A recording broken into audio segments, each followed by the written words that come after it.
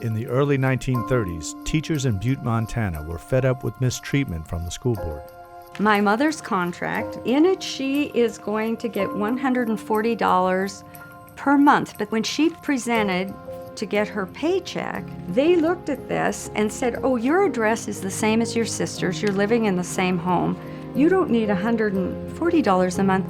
You'll get $70. Or your class size has dropped from 50 to 40 students, so you get $30 a month less. If your uncle was on the school board, you could get a higher salary. So this contract basically is not worth even this little piece of paper.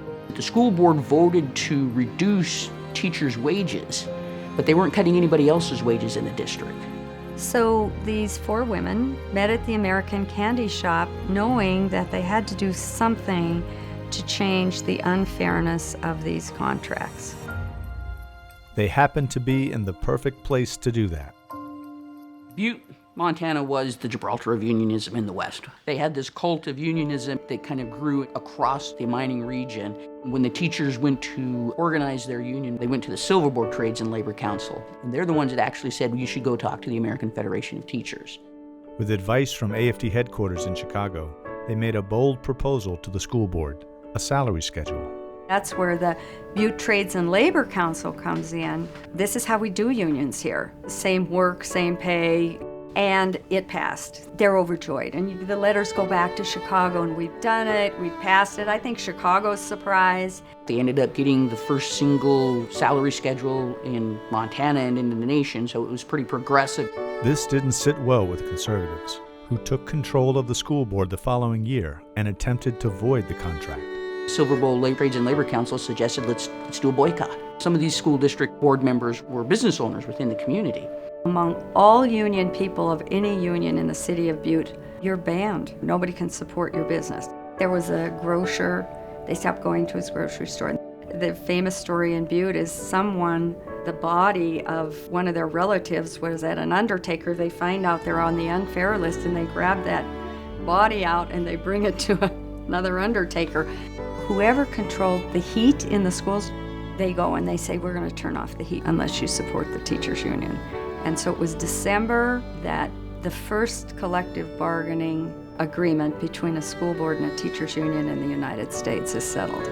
I think it was extremely critical to the success of the Butte Teachers Union that they had that relationship with organized labor. Unlike some organizations at the time who considered themselves professional associations and kind of distanced themselves from organized labor, the AFT locals embraced that.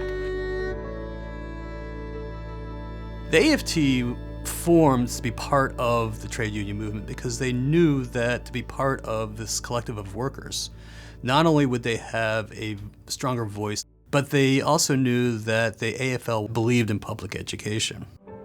Members of trade unions have made free education labor's first and foremost goal throughout the history of our country. I mean, even Albert Einstein wrote that all intellectual workers need to be a part of a union. AFT members gained power through affiliating with labor, but federal labor law excluded public employees from the rights private sector workers enjoyed. The other day I read in a newspaper where Senator Goldwater asked for labor's support before 2,000 cheering Illinois businessmen. And I think that the AFL-CIO can take pride in the stands it has made. In 1962, President John F. Kennedy signed an executive order giving federal workers the right to collective bargaining, which created precedent for organizing all public employees. John F. Kennedy signed Executive Order 10988, and it wasn't because of a very small union of American Federation of Teachers asking for it. It wasn't because there was anything that they felt they had to do for public employees. It was the power of the AFL-CIO influencing these politicians, saying you must do the right thing. I worked on a campaign to organize teachers in Washington, D.C. The AFT, as a national union, didn't have any money at all. And the money for that came from Walter Ruth, the UAW. He saw that the future of the trade union movement was public employees. So the UAW matched dollar for dollar to the AFT for organizing monies. $350,000 came to the AFT to organize Detroit, Philadelphia, Boston, Gary, all getting collective bargaining.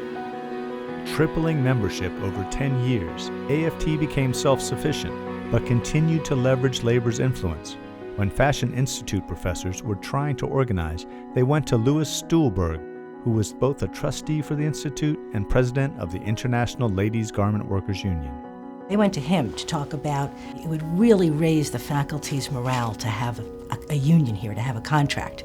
And Louis Stuhlberg said, I don't give a damn about faculty morale, but I believe in collective bargaining, and I'm going to help you get a contract. If you're a member of the AFT, you're part of the labor movement, and we should be very proud of that. Labor solidarity was always an integral part of AFT's mission, walking side by side with other labor unions for economic justice. Just like UAW and other industrial unions helped AFT grow, AFT recently came to the aid of building trades, devastated by the recession, by using pension funds to support infrastructure projects and training programs. I just want to say how grateful I am to the AFL-CIO and to Randy Weingarten to actually invest their own money in putting people to work. School teachers, workers all over are here to say to Walmart, you gotta be fair, you gotta be just. Just like unions built the middle class, unions are needed to recreate and re-envision a better quality of life. Cannot in this country be a country of the rich and everyone else. A more fair economic system for all workers in our country, a voice at work, a voice for dignity and respect. We lose that trade union movement, and we're in danger of that. We're going to lose a very strong underpinning of a democratic society. And so we got to stay in it, work hard, and help to build those private sector unions that helped us to build the beginning. We are one! We are one! By uniting, we are able to defeat the anti-union attacks that are a threat to all of us. When Ohio Governor Kasich went after public employee unions, our labor family was there for us. I remember a Saturday morning meeting in Cleveland at a union hall. All of us in the House of Labor today, are you ready to fight that fight for equality in this country? I couldn't stop the tears when I looked out into the sea of union members, painters from Boston, warehouse workers from Michigan, every type of building trade, and standing side by side with educators, all working to defeat this attack on unions, on collective bargaining, on our dignity.